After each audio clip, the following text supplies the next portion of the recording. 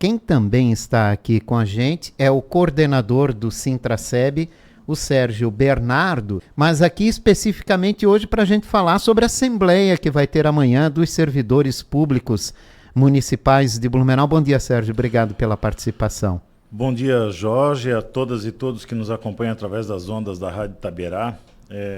Para nós é importante a abertura desse espaço para dialogar com a comunidade sobre a nossa defesa incondicional, né, do serviço público, a nossa defesa incondicional dos direitos dos trabalhadoras e dos trabalhadores. A assembleia amanhã vai ser que hora, Sérgio?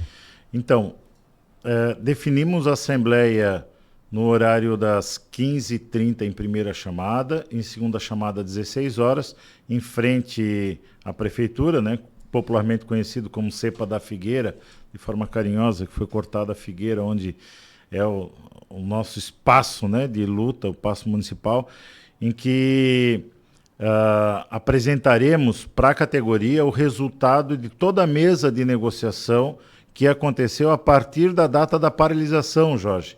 Nós tivemos uma paralisação com mais de 3.000 pessoas na praça, né, dizendo que precisava abrir a mesa de negociação. Porque, vou fazer aqui uma lembrança, né, do que aconteceu lá atrás, no início da campanha salarial, o governo respondeu por ofício o pedido de abertura de mesa de negociação, dizendo que encaminhou para a Câmara de Vereadores o atendimento a 2 itens da pauta. Uma pauta com uma série de itens importantíssimos a ser discutido, que estaria atendendo o INPC, que nem precisava constar no hall de reivindicação, porque é obrigação por lei constitucional de fazer a revisão do INPC acumulado dos últimos 12 meses, mas também atendendo um dos itens da pauta, que é a equiparação do Vale Alimentação dos trabalhadores do serviço público com o Vale Alimentação da Câmara de Vereadores, que o deles é maior, né? Só que, no entanto, esse ponto, ele condicionou na lei, que encaminhou para a Câmara de Vereadores, que ganharíamos, então, essa equiparação total só no mês de dezembro. E a categoria, em assembleia no dia da paralisação, definiu que não. Precisa retomar a mesa de negociação, precisa discutir cada ponto do hall de reivindicação para que a categoria pudesse, então, deliberar sobre a contrapartida do governo, efetivamente, a partir do debate em mesa de... Como assim o protocolo exige numa campanha salarial, né, Jorge? Certo. E o que vocês estão levando de pauta, né, nessa assembleia? O que vai ser discutido com os servidores amanhã à tarde? O sindicato insistiu muito em mesa de negociação, avançaram nas cláusulas econômicas no que diz respeito a ganho real, efetivamente, né? Nós estamos, por muito tempo, Jorge, trabalhando para garantir a defesa da nossa carreira, né? Dentro da nossa carreira, ela tem sofrido um achatamento por conta dos pisos nacionais, tanto do piso nacional do magistério, por exemplo, como piso nacional dos agentes comunitários de saúde e agentes de combate a endemias, que achata a carreira desses trabalhadores e das trabalhadoras, e nós precisamos garantir que seja garantido o piso nacional com reflexo na carreira. Então, é uma defesa da carreira, né? Não teve acordo até então, porque está aguardando o resultado final do estudo que a FAUEL está fazendo do plano de carreira que iniciou esse debate lá em 2023. Quando o sindicato diz, olha, então, nós queremos discutir um dos itens que é o ganho real. Equiparação com o percentual que o Estado aprovou, que é o piso regional estadual. Daí o percentual é 7,27, matematicamente falando, aí nós estaríamos discutindo só mais 1,95%, porque o 5,32 já havia sido encaminhado para a Câmara de Vereadores, que é o nosso INPC acumulado. Só que não teve acordo com o governo, mas o governo acatou a proposta do Vale Alimentação vir para mês de maio.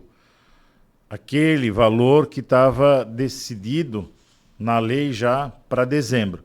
Então tem essa alteração isso é 400, se eu não me engano, R$ 490 no bolso do trabalhador e da trabalhadora, que vai fazer diferença já. Eles falaram que vão fazer um esforço para sair já nesse pagamento, mas se não sair, também se comprometeram a fazer por empenho na próxima semana. Então, de concreto, nos itens econômicos se avançou no Vale Alimentação. Certo. E o compromisso deles de reverem os 14% dos aposentados, de garantir a revisão da gratificação dos educadores, porque a gratificação dos educadores, por uma atividade de média complexidade e alta complexidade, eles recebem uma gratificação, mas diferente de todas as outras gratificações do município, quando ele fica doente no primeiro dia, ele já perde o direito à gratificação. Então, o sindicato disse que é injusto com relação a todos os outros trabalhadores que ganham esse tipo de gratificação. Esses, em especial, acabam sendo penalizados porque ficam doentes. Então, eles assumiram o compromisso de fazer a revisão dessa gratificação. Isso nos itens econômicos, né, Jorge? No ponto de vista das cláusulas não econômicas, ainda temos bastante reuniões no calendário, né? Nós classificamos como mesa de negociação permanente. Essas mesas irão continuar, tem um calendário que está sendo seguido, que bom que está sendo seguido, mas aí tem alguns compromissos, né, do tipo reverem as terceirizações, porque o sindicato insiste em dizer que a terceirização vai quebrar o nosso Instituto Próprio de Previdência, de eles fazerem um fluxo mais compreendido sobre a questão das condições de trabalho e o EPI, porque num primeiro momento, na mesa de negociação, Jorge, quando se fala de equipamento de segurança, algum secretário, alguma secretária disse, mas se o servidor não pedir, o sindicato disse não é o servidor que tem que pedir. O servidor ele pode até se sentir constrangido de pedir por receber uma retaliação lá na frente porque ele está cobrando o equipamento. Sim, ele deveria ter a cultura também de dizer, olha, eu não vou trabalhar sem equipamento. Mas nós não temos essa cultura. Mas, por vias de lei e via de regra, o equipamento de segurança ele tem que ser ofertado pelo empregador. Então, o que nós acordamos em mesa de negociação é que eles precisam afinar esse fluxo de fazer chegar o protetor solar no professor, na professora que trabalha em exposição ao sol, de fazer chegar o protetor sem que ele tenha que pedir, fazer chegar o sapatão para quem precisa do sapatão. Eu estou dando alguns exemplos aqui, né? Que o servidor não tem que ficar lá, ei, eu preciso do EPI, ei, já passou um mês e não chegou ainda, sabe? Um debate que nós fizemos foi sobre a climatização. Não dá para esperar mês de dezembro chegar para abrir a licitação de compra de ar-condicionado. Nós passamos o verão inteiro recebendo a informação, o retorno do governo, dizendo que estava no processo de licitação a compra do ar-condicionado e deu problema. E daí, enquanto isso, as unidades com calor infernal, sendo insuportável trabalhar em determinadas salas, que bate o sol, vidro, que daí concentra o calor ainda mais do que se fosse um outro tipo de estrutura, enfim. Então, tudo pode parecer pouca coisa isso, mas é muito sério. As condições de trabalho e equipamento de segurança, né? Então, esse compromisso também saiu das mesas de negociações. O compromisso das chamadas de concurso e chamada de concurso, são duas coisas diferentes. Não basta abrir o concurso, mas aqueles que passaram têm que ser chamados para ocupar a vaga existente, né? Então, é uma coisa que o sindicato tem cobrado permanentemente. Hoje a espera ainda é muito grande, Sérgio? Eu peço ajuda aqui para a Geice. Nós temos na Secretaria da Assistência um conflito muito grande, porque se ampliou o número de serviço, tem um número muito grande de ACTs na Secretaria da Assistência, e daí precisa mudar a lei no que diz respeito ao quadro de funcionários, porque daí é irregular tu manter um ACT por muito tempo numa vaga que não existe.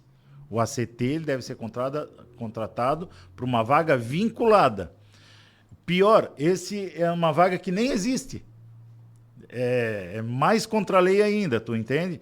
Então, essa cobrança o sindicato tem feito. E na educação, eles chamaram, por muita cobrança também nossa, né, Geice? Eu peço ajuda, que ela tem acompanhado bastante essa questão dos concursos. Da educação, tivemos um avanço aí da educação com chamadas, principalmente nos concursos da educação infantil, que eles têm zerado praticamente todos os concursos que são abertos, as pessoas que passam são efetivadas. Porém, nos anos iniciais ou nas específicas, a gente está com bastante dificuldade de complementação de quadro, né?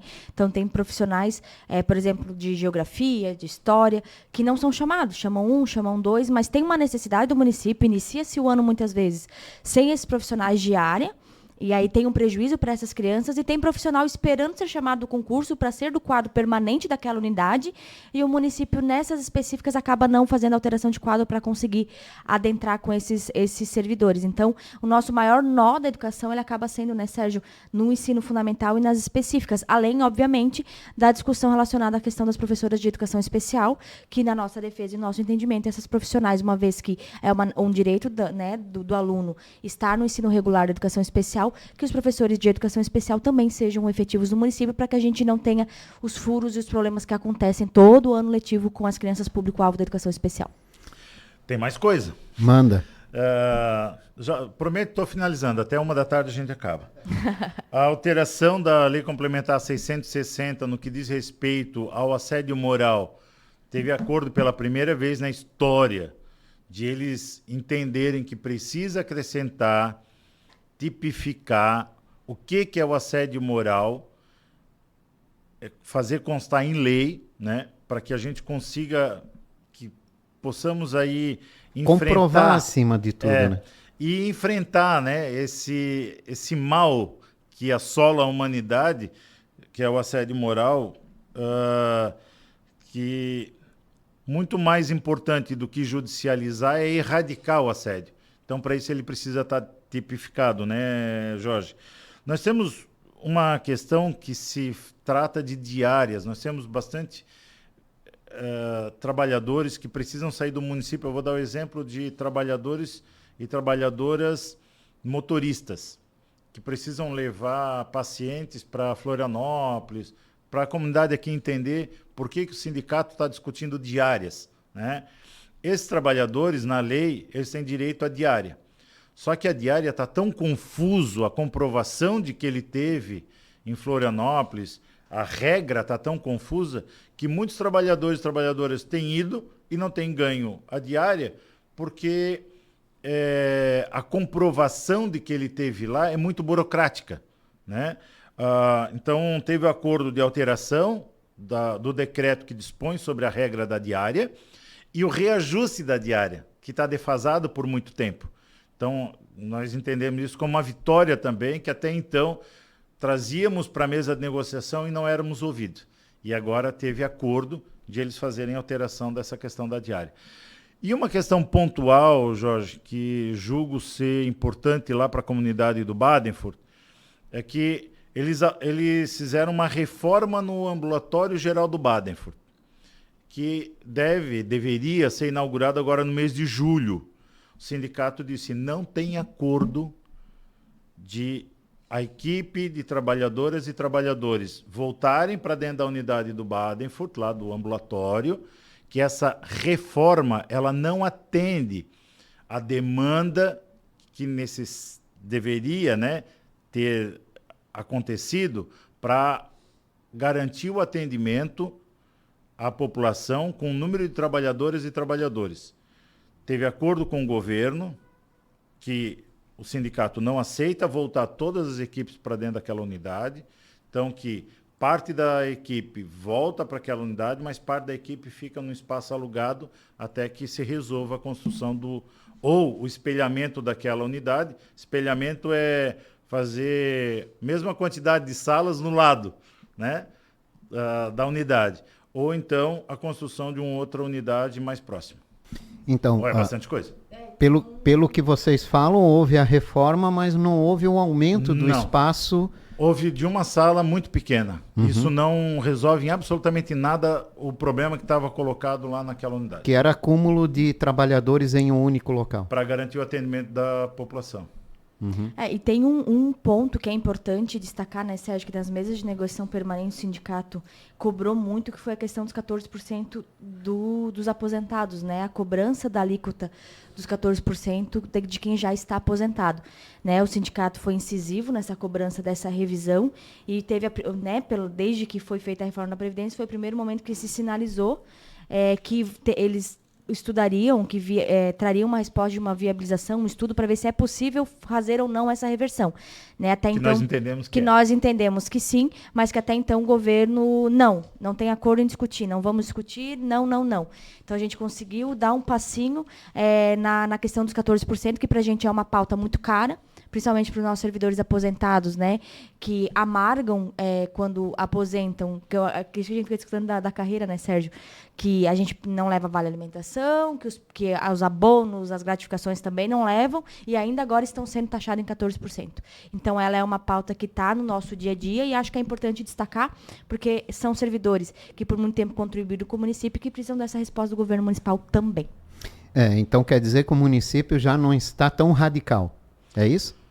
Vamos dizer que... Vão fazer um estudo para ver o impacto, avaliar e se é possível e de que forma seria possível, né? Porque o Estado chegou a uma determinação de até o teto do INSS não tem desconto e a partir do teto, excedendo ao teto, gradativamente se faz o desconto, né? Até chegar ao total de 14%, né? Isso que o Estado aplicou, que também tinha esse problema, né? Isso eles reverteram, né? No Estado eles também tinham esses 14% da forma que é aplicado no município e acabou se revertendo e entendendo que é possível não trazer esse prejuízo para os servidores aposentados que estão abaixo do teto. Mas que teve muita luta, né? Sim, claro. Sim. Passa por isso, né? Não foi uma benesses. Aproveitando, Sérgio, né? Já que falamos do SBLU, aposentados, e a indicação de Anderson Rosa para a presidência do SBLU, como foi recebida pelo sindicato? Bom, sem surpresa, né? A indicação que viria do governo a partir daquela situação do projeto de lei encaminhado pelo Egídio, que deu um golpe, né? Nós dissemos que é um projeto de lei que ia trazer um problema sério na alteração da composição tanto do Conselho e a definição também ali da regra, que muda a regra do jogo durante o jogo, né? Então, nós não concordamos em nenhum momento com aquele projeto de lei, fizemos movimento, ocupamos a Câmara, foi bastante desgastante, inclusive, naquele momento, o sindicato dizer que ali tinha, né, um golpe contra os trabalhadores.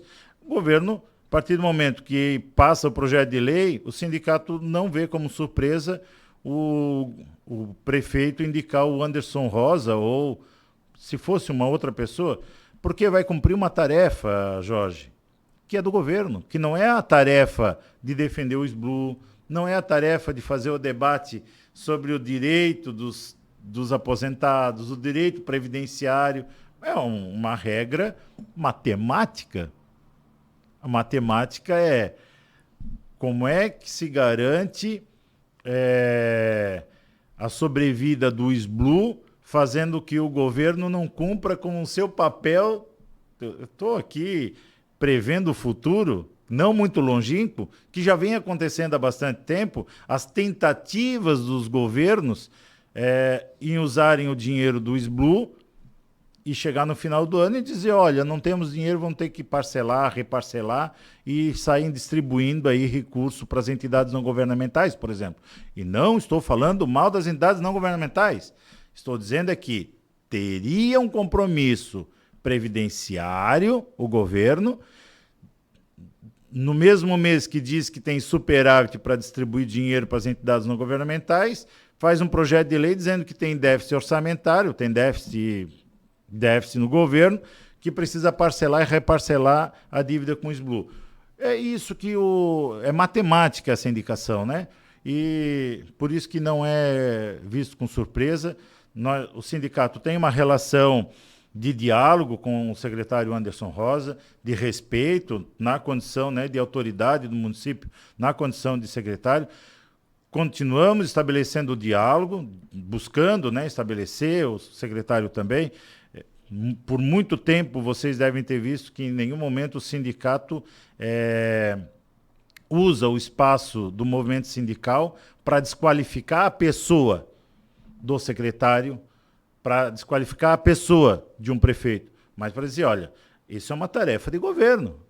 E o secretário está cumprindo uma tarefa de governo. E se o sindicato tem a porta aberta para dialogar, que bom que tem, né, com o secretário Anderson Rosa, que possamos aí fazer uma luta em alguns momentos de redução de danos, em alguns momentos de enfrentamento, como aconteceu na Câmara de Vereadores, para não tentar não passar aquele projeto de lei. Então, amanhã, 3h30 da tarde, Assembleia dos Servidores Públicos em frente à Prefeitura de Blumenau, para a pauta, né, das negociações da mesa permanente. E daí essa Assembleia ela vai definir se acata ou se não acata. Se não acata, Jorge, a categoria tem que dar uma resposta em que vai fazer, porque esgotou a mesa de negociação. Quando esgota o debate, o governo diz, não, aqui é o meu limite. A categoria vai ter que dizer, vai fazer greve ou não vai fazer greve. Se acata, a mesa de negociação permanente dá sequência, seguimos aí o debate buscando que o governo atenda às cláusulas não econômicas e seguimos cobrando os compromissos que assumiram nessa campanha salarial, e se não acata, a categoria tem que dizer quando é que começa a greve. É isso, pragmaticamente é isso. Amanhã, então, 3h30 da tarde. Obrigado, Sérgio, pela participação. Obrigado, Jorge, pelo espaço. A todas e todos que nos acompanham pela Rádio Itaberá, nós queremos solicitar a paciência da comunidade. Amanhã não é dia de paralisação, amanhã é um dia de assembleia. Então, a assembleia inicia às 15h30 em primeira chamada, mas efetivamente ela inicia às 16 horas. Ou seja, não é um dia de paralisação, é 1 hora de assembleia, Jorge. E o que a gente tem solicitado de forma permanente para a comunidade tenham essa compreensão, porque a organização em defesa dos direitos deve ser para todas e todos. Que bom se a pessoa que trabalha lá no ramo têxtil, na metalurgia, consiga se organizar para reivindicar os seus direitos, assim como os trabalhadores e trabalhadoras do serviço público o fazem. Obrigado, Sérgio Bernardo. Geice, obrigado também pela participação. Obrigada, Jorge. Obrigada aos ouvintes da Itaberá.